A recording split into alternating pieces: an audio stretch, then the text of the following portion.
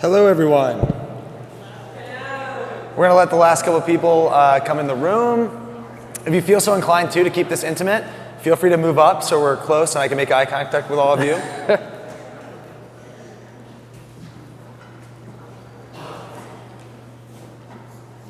Great. So you can heckle me, Caroline? That's not very nice. Great. Awesome.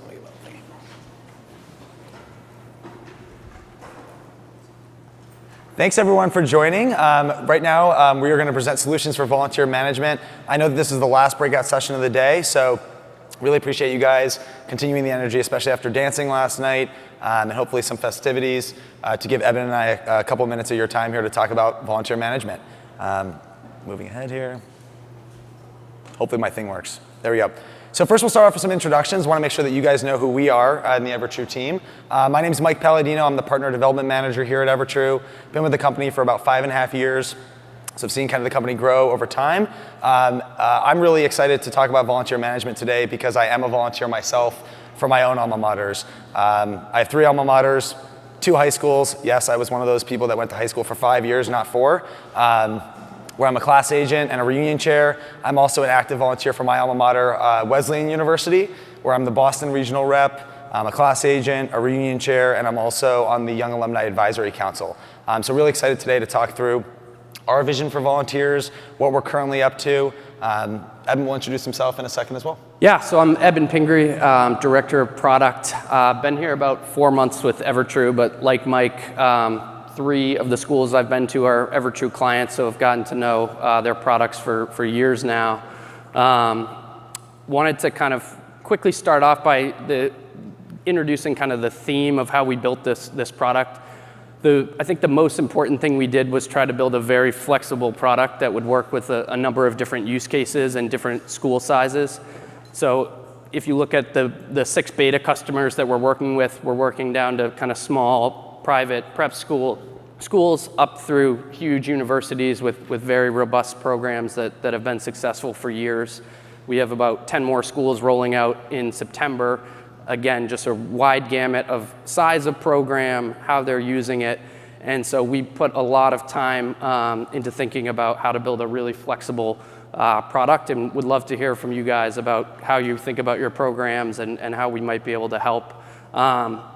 Before we dive in, one of the challenges of it's a tough engineering and product challenge to build a product that is that flexible. So I wanted to quickly give a shout out to Nicole and Julie. Nicole's the designer on the product, lead designer, lead PM. So she has had the challenge of kind of figuring out a product that would work across all those use cases. And then Julie is the tech lead on the team, who has been figuring out how to make that product work and tie it in with our core capabilities. And then we have 6 engineers working on this team, so a lot of folks dedicated to this product, and we're kind of committed to continuing to work on it moving forward. Great. Thanks, Eben. So first and foremost, I always like to get a pulse check on kind of the audience and how you interact with volunteers, or what the interest level is, or what your organizations are doing when it comes to volunteer management. So by raise of hands, who here in the room is actively involved in the volunteer management program at your respective organizations? Great. Who here has more than 500 active volunteers today? More than 1,000? Great. Awesome. How many of the folks that are managing these volunteer programs or have volunteer programs at their respective organizations have volunteers that are not only doing engagement work, like regional work or social messaging, but actually active fundraising volunteers that are soliciting people for money? Fantastic. Just annual fund? Across the board? Great. Perfect. Love that answer. Great. So I always like to start off, whenever we talk about a new product, a lot of it goes back to kind of our initial founding father, Brent Story, who you guys have seen probably way too much of already over the last 2 days. But for those of you that didn't know, Brent actually's first exposure into fundraising was when Brown asked him to be a volunteer. A little redundant for probably people that have been here before, but this is literally what Brent's experience was at Brown. He got asked to be a volunteer for Brown. He wanted to give back because Brown obviously provided him an amazing education, and philanthropy allowed him to go there. And what Brown did back in 2010 was they sent him a spreadsheet. So they sent him a spreadsheet of his classmates for his reunion. They said, hey, Brent, here's the data. Go nuts. Call your classmates. Remind them to come to reunion. Ask them for money. Make sure that they give. And then also let us know if there's any updates that you have as you're communicating with these fellow constituents. Brent looked at the spreadsheet. That was actually what inspired him to say, wow, this data is not that great. And I'm using LinkedIn. I'm using Facebook. I'm using mobile to actually connect with these people easier than I am using the spreadsheet. Long story short, he asked Brown, hey, do you have an up-to-date spreadsheet or do you have a better system for me to use? And they said, no, but what we would love you to do is actually fill in the blanks of any information that you gather from these folks, put it in the spreadsheet, send it back to us, we're gonna import it back into our database. Does that sound familiar to anyone? Yes, that was 2010. Fast forward, it's 2017, this is literally how my alma maters are managing me today as a volunteer. So I'm getting spreadsheets of my classmates and assignments, I'm getting siloed emails when gifts are coming in, I'm getting notifications and packets sent to me about when I should be doing my jobs, or I'm using and trying to access pretty antiquated technology that doesn't align with my modern end user behavior. And so when we approached the project, we said, hey, when we think about a great volunteer management program, what are the key elements that really cause a successful program? And we talked to the Dartmouths of the world, we talked to Browns, we talked to small independent schools that also had pretty robust programs. And we found that, kind of the 5 key themes when it came to a successful program is easily being to identify the best and right volunteers to do what you need them to do. It's making sure that it's easy and flexible to manage these volunteers and all the different constituents that they're working with. It's also being able to empower volunteers to feel like they can do their jobs really easily. And finally, when we think about data-driven decisions, making sure that we can actually track progress on what volunteers are doing their jobs, how are they doing it, what's working, what's not, and how can all of those insights not only push out and distribute out to the volunteers, but how does that actually connect back to the office, which goes back to a lot of themes that you guys have heard over the last couple of days of the connected unified office. So before we even went into it and before we made our own assumptions, even though we have, I think 80% of the EverTrue team is a volunteer in some capacity, we actually went through an extensive R&D phase. A lot of you in this room were part of that process. And if you've had recent conversations, the data that you provided us has now been added to kind of the work that we're doing. But when we talked to different administrators, you folks, who are working with all these volunteers, we found that regardless of the size of the program, the types of volunteers, that there were just really consistent challenges across the board that admins and staff members found frustrating when it came to their job to work with volunteers. And those key themes involved and incorporated things like that it is complicated to manage different types of volunteers, right? You've got your trustee volunteers, you've got your brand new annual fund volunteer, you've got your regional volunteer that's working with different people. And it's really complicated in a core database to keep track of all that information, to make sure that it's unified with the rest of the data that you have in there. Really complicated to continuously manually manage the different assignments and the changes that are happening with their volunteers and their set assignments or prospects. We also found that it was a big challenge for admins to have to use multiple siloed communication tools to actually communicate out to these volunteers. I think as you grow programs, there's multiple staff members. At Wesleyan, I have at least 3 staff members that work with me independently. I've got the alumni office working with me on the regional events. I've got a major gift officer that works with me for my reunion committee. I've got annual fund folks that are working with me more on the one-to-many. And it gets really challenging, I think, for admins to even have alignment across the board with who's working with what volunteers, what's the overlap. Data pulls has always been a challenge in anyone's work as an advancement professional. So pulling data, getting it in a unified format that aligns with that volunteer's role, and then sending it out once again in that siloed fashion was also a challenge that we heard. Sound familiar so far? Yeah? Who here, by raise of hands, at least for these first 3, does that resonate with the work that you're doing today? Great. So you're not alone, right? That's a good thing. Hopefully we'll accelerate some stuff. The last 2 was that we also learned that based on the, some of the thought leadership that we discussed yesterday and just the knowledge in this space that, peer-to-peer fundraising is so important, that most programs that we talked to wanted to grow their programs. They wanted to scalably grow programs, have enough coverage with the best volunteers doing work. So identification of volunteers was also a challenge that we heard. A lot of people self-report, right? Hey, I want to be a volunteer. who knows if they're going to be a good volunteer? There might be some great volunteers that you don't know about yet. And how can data actually influence those decisions? And the final piece, which we heard from, I think, every school that I talked to, we asked the pointed question, hey, how do you know which volunteers are doing their jobs and which ones aren't? And what work are they doing and when? And it was either met with a laugh or a sigh. And literally most folks that we talked to said, we have no idea. We usually do guesstimations. If Mike has 10 prospects and 8 of them give, he must be doing a great job.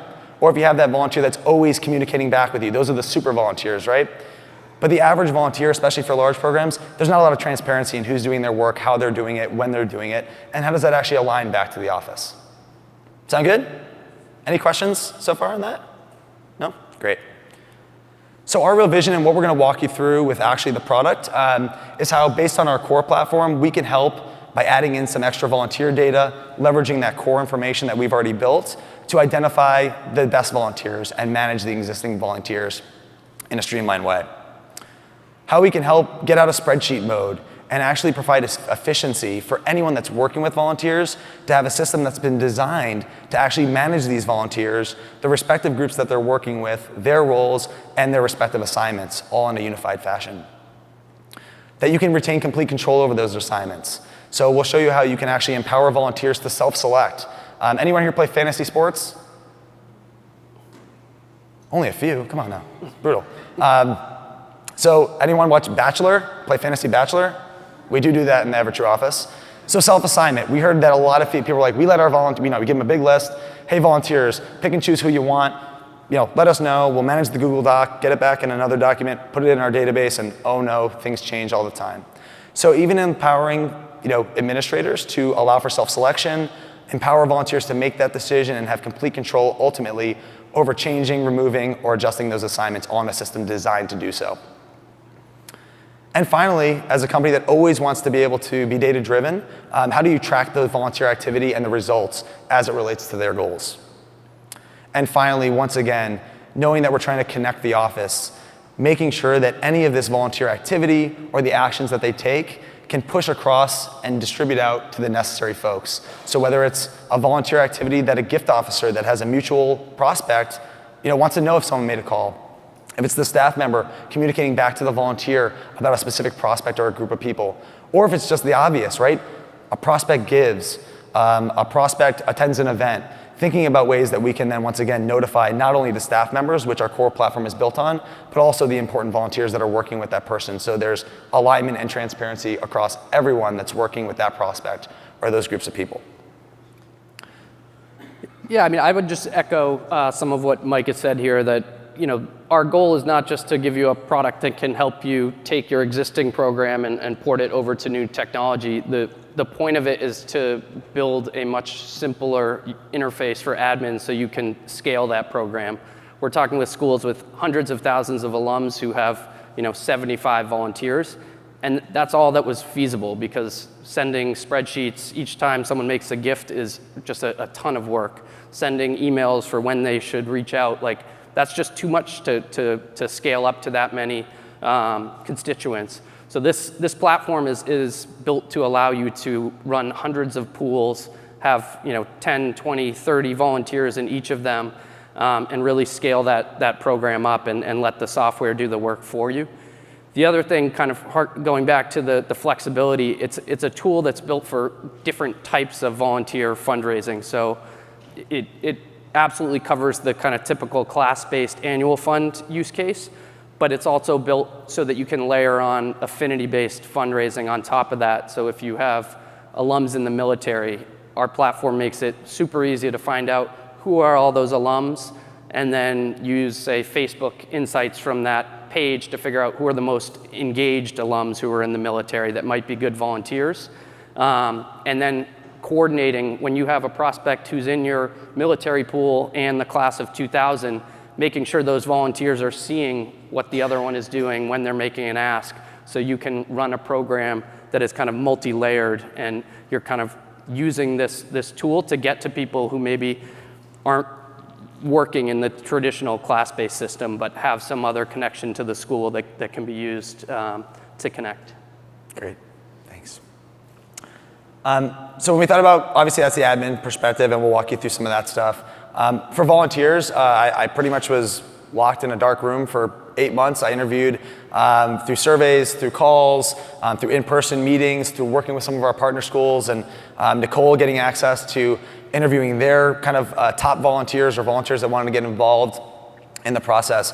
We talked to over 100 different volunteers. These volunteers ranged in type of constituent, so parents, grandparent volunteers even at some places, old alums, young alums, made sure we balanced by gender, affinity, different types of roles that they had at the organization. And we interviewed all of them, and we had a ton of different questions about, first and foremost, what do you do, how do you do it, and what are the challenges involved? And what we were able to discover was that same thing. There was themes across the board with all different types of volunteers that were different types of end user behavior and personas. That first and foremost, they just wanted a simple experience. It's really important when you think about the volunteer work. These are free workforce, right? They're your super fans. You want to be able to provide them something that you're proud of, that's simple for them to use, that can be scalable with a tech-savvy Eben, all the way up to someone that maybe isn't as used to using technology or mobile devices.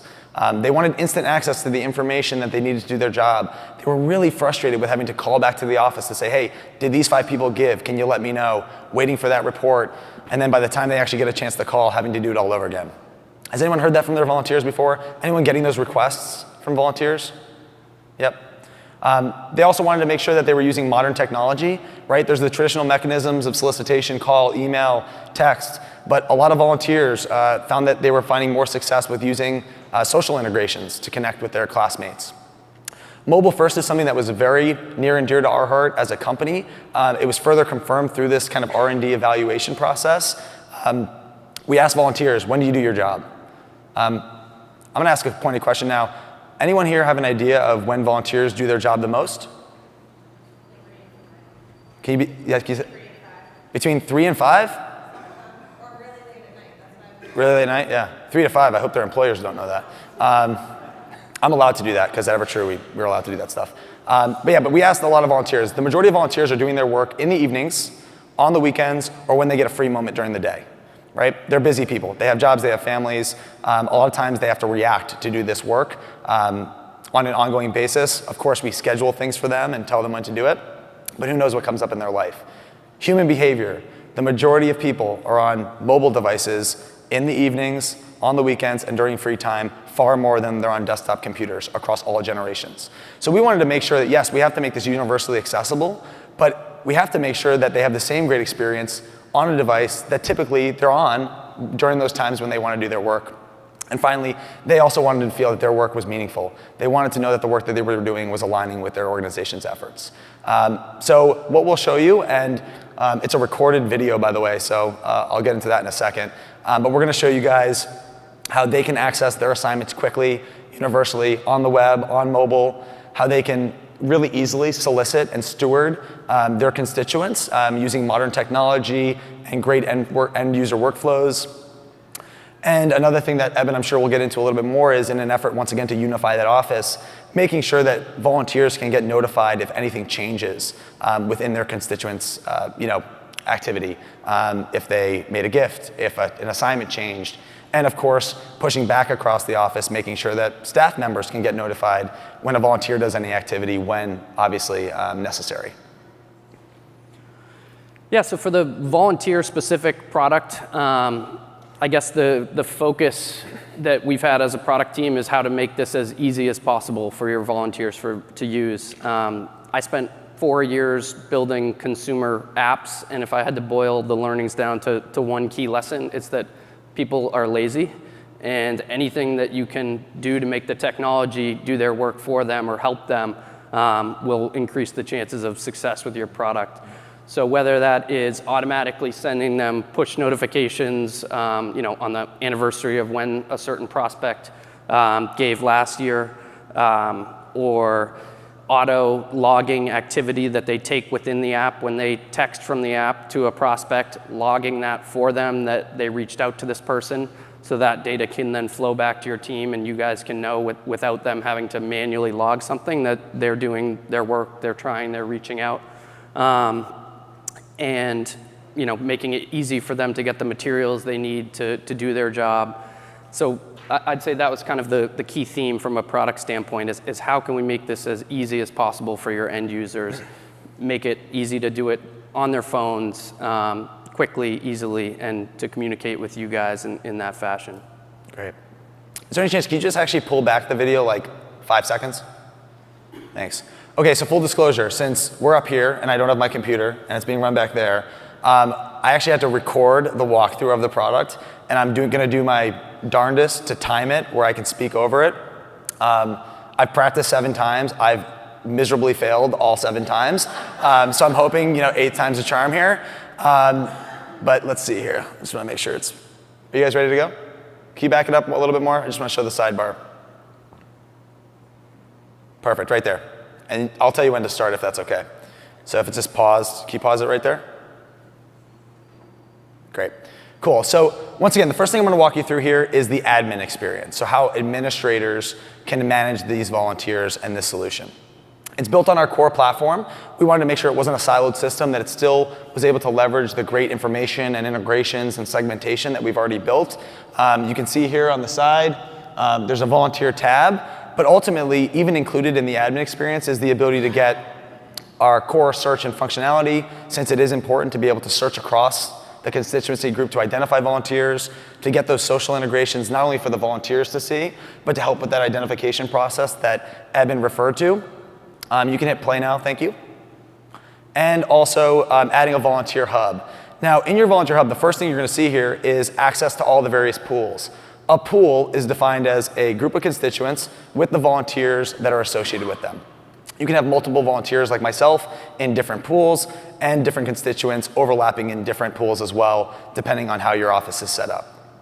The way that these pools are created and what we've been working on is really 2 different ways. The first one is working with Eben and our beta customers on developing an importer, working on API integrations to automatically create these pools if you do have them in your database set up. So, volunteer roles, what pools they're in, who their assignments are as well. If you guys wanted to obviously get dynamic, and we learned from a lot of schools that they actually don't have a great setup in their database and they've been living and breathing out of spreadsheets. So we also wanted to create a system where you can just do it in here. So you have the ability to create pools, you're flexible in naming them. In order to manage these pools, it should be really, really simple to be able to add volunteers on the individual level. So you can see here, if it's a really small group and I wanted to add Brent Grinna, leveraging that core information and that constituency group to add Brent, to add Nicole in the back, who might be the reunion chairs for this volunteer pool. You can also, if you have spreadsheets with emails or constituent IDs, upload them in batch to just create these pools as we get going or on an ongoing basis.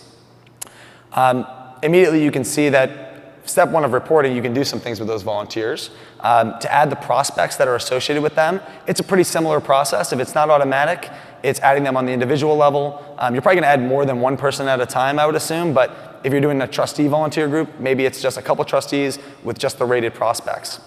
You can add them in bulk, or you can also use our list building functionality that we've already created that's based on segmentation to just add people in bulk using that core information. So once again, how do we just streamline and make it really easy and flexible to create and manage all these different pools of volunteers?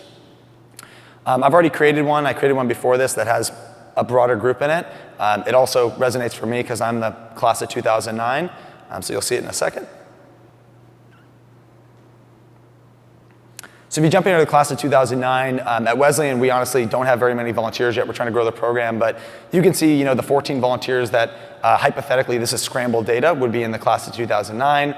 Early stage reporting, even just getting access to who logged in and who didn't, being able to remove people, being able to send people reminders to join the platform as you either add or remove them. Jumping in quickly and leveraging that core information to get a quick snapshot into who that volunteer is, even seeing their number of assignments. Again, Eben's team is working with our group of schools on how this can grow in terms of reporting, but level 1, just a high level overview of who these people are. If I'm Mike Palladino, who are my 16 assignments? And then if I want to add, remove, or change assignments, it should be really easy, right? We're sitting on top of that constituent data. It should be an easy user-friendly interface. I can click through, pick people that I want, and if I see someone that has an unbalanced mini portfolio, since that's kind of what they have, I can just add those people, to that volunteer So you can see that in Ruth's case here, her volunteer assignments have now grown. And hypothetically, Ruth would get a notification that that happened. You can also remove assignments, so complete control over the assignment process of either adding, removing, adjusting, and just getting a visual of what that looks like here. Another thing that will be enabled for kind of our September 1 launch is also the ability on the pool level to set whether you want a self-assignment process. Self-assignment, once again, is kind of that fantasy sports model. You have volunteers, depending on their role, you actually let them pick and choose which constituents that they want to work with. I've been through that process, certainly for reunions, certainly as a new volunteer. So how on the pool level can you actually set, yes, we will allow these people to self-assign, and in that case, I'll show you the volunteer experience in a second. So can you hit pause, please? Great. So before I move on to the volunteer experience, Eben, anything to add about kind of, obviously where we're at today, but where we're going? The main things, I'm repeating myself here, but hopefully you saw there the flexibility. There are 4 or 5 different ways to create a pool and bring in the volunteers and prospects for that pool, whether it's importing it directly from your legacy system, so all the data's in there waiting for you, or kind of manually creating them using our search and filter capabilities. The other thing I should mention is that we have the ability to schedule exports of this data so that you guys can get that information back to your program if your administrators are managing the program in here, so you can track who ended up being assigned to a person and what their suggested ask amount would be if they edit it directly in our platform. Yep, so kind of moves management, pushing back in the system. Okay, you can hit play, thank you. Oh, sorry, do you have a question? Can you hit pause real quick, sorry?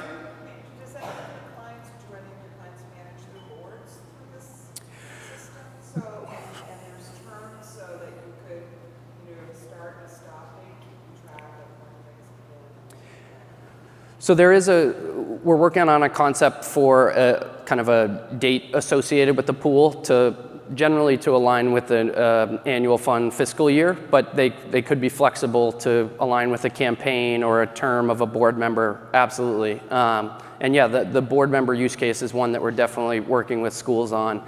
Some people will just create a pool for a specific trustee, and they'll be the only volunteer in there, and there'll be 20 prospects that they can work through, and then they're creating a different pool for each of their trustees. Or you can just have one big pool and have them be all the trustees as volunteers with their own portfolios within that pool. Thank you. Any other other questions? No? Okay, cool. Okay, you can hit play, thank you. So we're gonna show you the mobile S area first. Essentially, once again, if I'm a volunteer and I'm in multiple pools, access to those. I doubt there's that many volunteers that are associated with this many classes, but envision a volunteer working with young alumni reunion giving or something like that. If there's one, really super volunteer. When you jump in here, if I jump into the class of 2008, first and foremost, how do I quickly have access to my assignments? So who are these people that I've already been assigned or I've self-assigned that have been approved?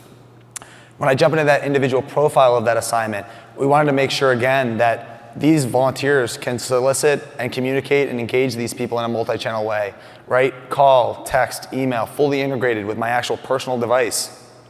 Linking out to Facebook and LinkedIn as well, making sure that those people have the contact information, the biographical information, education that they need to do their jobs. As you can see down here, also, who are the other people that are assigned to this constituent? Are there other volunteers working with them? Are there staff members? And how do I make sure that there's transparency for me as a volunteer to know that other people are talking to them? Giving information, bringing in things like proposals or suggested ask amounts. We found from our R&D work that these fundraising volunteers typically needed things like largest gift, last gift, the pattern of giving over the last 5 years, as well as historic information on activity that other volunteers have done, or the volunteers as they're adding interactions to refer back to. So, what were the interactions between other volunteers with this constituent? If I'm a new volunteer with this person, how do I actually filter really easily and look at what are the notes, what are the emails, what are the calls that have been done to this prospect? And of course, really easily being able to add interactions, phone calls, emails, social. Eben will probably talk at the end about how we're even working on ways to automate that and make it even dead simple. But just making sure that at least in step 1, they have the ability to do that. Then of course, if they do allow self-selection, they can jump into their prospects. So this could be an example where there's a ton of prospects. You let volunteers actually self-select who they want to work with. And if it's Whitney here, still being able to get that general information to know if Whitney would be a good fit. Where does Whitney work? What's her career? Maybe just some high-level giving pattern information. But if I do want to assign Whitney to myself, being able to click that button, triggering the staff member to be able to reject or approve that, or give them a window of 3 weeks to do that and then review it afterwards. As you can see, this is an example, once again, trying to be flexible where if you don't want giving information shown, you can hide that. If they're not an assigned prospect yet, and that's how you want to go in that direction and not show that giving information, hiding that as well. And of course, even for that person, which I think there's a lot of improvement that we can still learn from you guys on, is, can they still record an activity? Hey, I know this person by this, or how well do you know this person? All these different ways that even for unassigned prospects, volunteers can add some activities towards. In addition to mobile, we want to make sure that this is universal. So if you're on the desktop, or if you don't like downloading apps, it'll still work. So it's mobile responsive. It's available, of course, on a large screen on a computer or a desktop or a tablet. I'll drag it back over there. But the same great user experience. Have access as a volunteer to the pools that I'm associated with, the folks that are within that pool, the information that I need to do my job, that automatic connection with LinkedIn or Facebook that our core platform does to provide the volunteers those insights as they build relationships, which is just as important. Giving information, Arturo here definitely needs to give, so this would be someone to prioritize. And of course, with that activity, being able to record that activity, picking, what did you email them?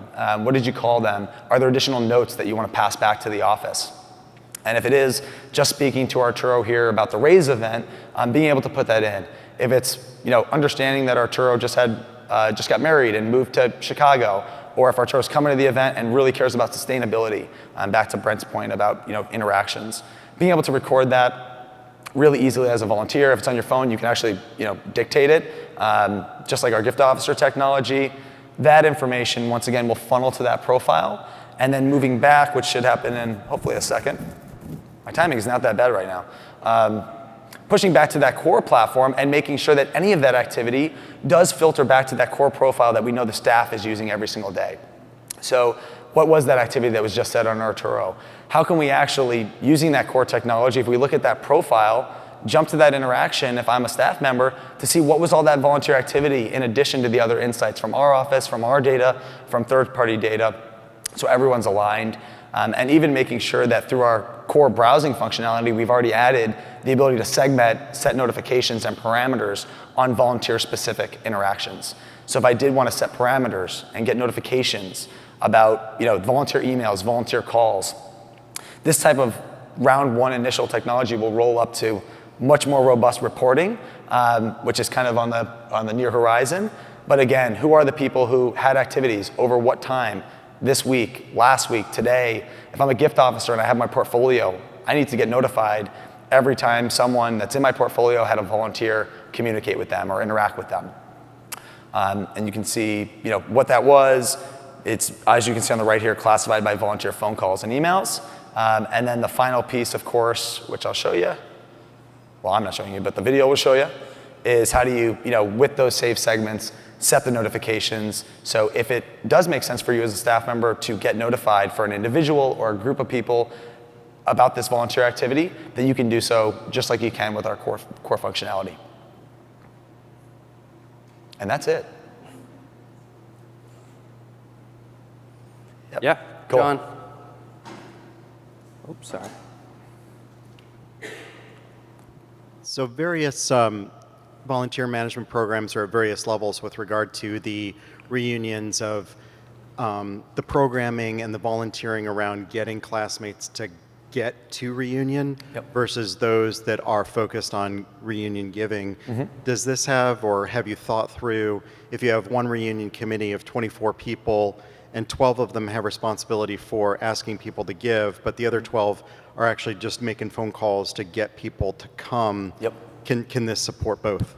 So yeah, I think what's really interesting is when we decided how we were going to prioritize, the build and the features and the bells and whistles that you guys have seen to date, we found that fundraising volunteers were definitely the biggest challenge to manage because they needed more information, they needed assignments. So we intentionally started off there. Start off with the hard challenge that was, the elephant in the room when we interviewed a bunch of schools, and start off there. So it's more of a peer-to-peer, as you saw. On the roadmap, and what we've learned is probably going to be a necessity in the near-term future, is more of the one-to-many. So thinking about things like mail merges and templates and social blasting is certainly on the horizon. We intentionally started off with the peer-to-peer because we found that was the biggest challenge. And then learning from that experience, learning from our customers, and then obviously developing other solutions for, like, I'm a regional rep at Wesleyan. I don't individually call or email. I send like a mass email out to the 400 alums in Boston. So certainly heading in that direction. We know that it's a priority, and Eben can obviously talk through that a little bit. Yeah, I mean, there's no reason. We definitely have some features that we're thinking about that could inform that use case a little more, but there's no reason right now where you can't have a group of volunteers who are focused on getting people to an event, and they're kind of taking notes on who they've reached out to, what the response was, and then those notes can be shared with the other volunteer who has more of a fundraising goal. So the data, the kind of contact reports can already flow across volunteers. So it's a use case that the tool can handle now, but one that will be more focused on moving forward. Yeah. Yep. Did I miss it, or did you show how the volunteer actually logged in? I logged into the platform. Oh, I didn't show that for the purposes of time and the demo, but you can talk. Yeah, so right now, the volunteer invite experience is based on a technology called Magic Link. Slack, the big enterprise communication company, is a great example that uses it. One of the biggest things that came out in these hundreds of volunteer interviews is if people have trouble getting into the app, when they're on the train and they think to do this, they don't go through the time to reset their password or anything like that. So Magic Link is when you click the invite link, they get a kind of one-time link that can have a time associated with it, and it relies on the security of their email provider. And so they just click the link and they're brought in immediately. They can only see information on the prospects who are assigned to them, and then when they want to log in again, they just have to enter the email that's associated with that account, and they'll be sent another email with another one-time link. So making that a frictionless experience was a huge priority of ours. Yep. If they want to self-select names, can they filter off of activities that people are involved in, sports, et cetera, because you don't remember everybody's names sometimes? Yeah, so we are just now, I think in the coming week or two, rolling out some of our core filters into that process. So either administrator can use those to filter down to do their assignments, or the end users themselves, if you've enabled self-assignment, can do that as well. Yeah. Yep. Hi, this is Juan for Williams. I work primarily in the alumni relations operations, so I think you guys are onto something definitely here. I oversee actually affinity reunions, and as the gentleman, the colleague said up front, once you start walking with this, the consideration of more of the custom environments, kind of role basing on what those volunteers can see and we can design will be really, I know, a great sell for the work that we do, because it's going to be tied in. The committees I work with are tied into outreach and bringing people back. Yep. And I even take it a step further. You guys are integrating Eventbrite and Facebook events. The power of having that all in one piece where the volunteers, the committee is working, doing the outreach, and they can see immediately the return on, the person's registered. So, absolutely. I think there's a question I just want to ask too, as you envision down the road in terms of also just those volunteers being able to talk to each other within the platform, not just it being kind of and obviously this is just your start right now, but are you considering also just, when I'm working with committees, kind of like Slack integration in terms of just project management? Absolutely. So to your question at the end there, just the whole communication angle, I think we've prioritized as one of the biggest things we need to tackle in the fall once we roll this out publicly. So that includes, we've explored some different chat functionality for volunteer to volunteer or administrator to volunteer. That's definitely something we're looking at. But it also includes like a volunteer toolbox where it's easy for the administrator to push out training materials or helpful guides on how to approach different prospects. So that's going to be a big priority in the fall.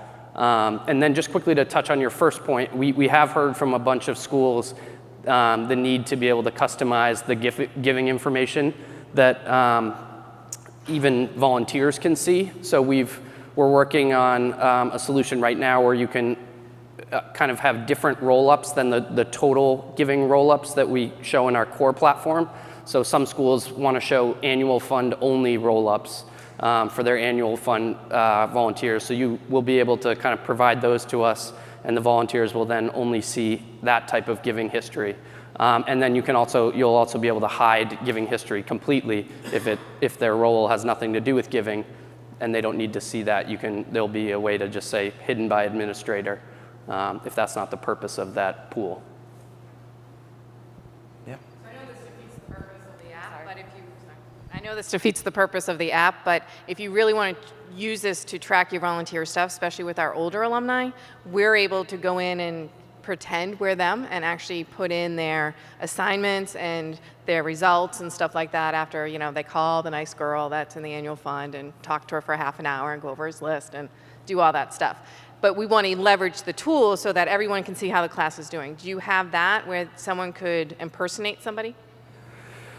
To be honest, that's not a use case that I've personally heard about, but just off the top of my head, I don't think it would be too hard for us to allow something like that. I can definitely take that up with the team who's much smarter than me and get back to you on how we might approach that.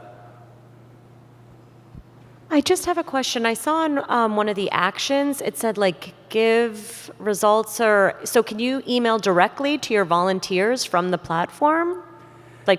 Or are you exporting that information like we're already doing and then sending the email?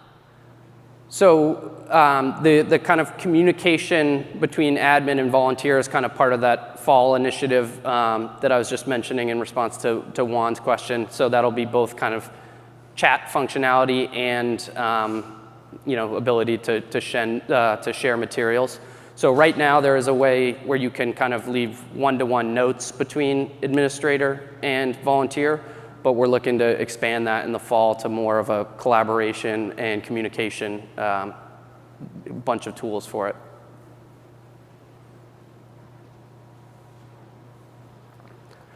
Great. Great. Well, thank you guys. And if you want to, spend any more time talking about it, or if you're interested in obviously helping us craft this vision via a partnership or just to help us as thought leaders, let us know. But thank you guys so much. I know we have our closing right now. I think it's back in here, so we probably have to buzz out the stage. But thank you guys so much. And everyone's heading into lunch. Never mind. So sorry about that. Thanks.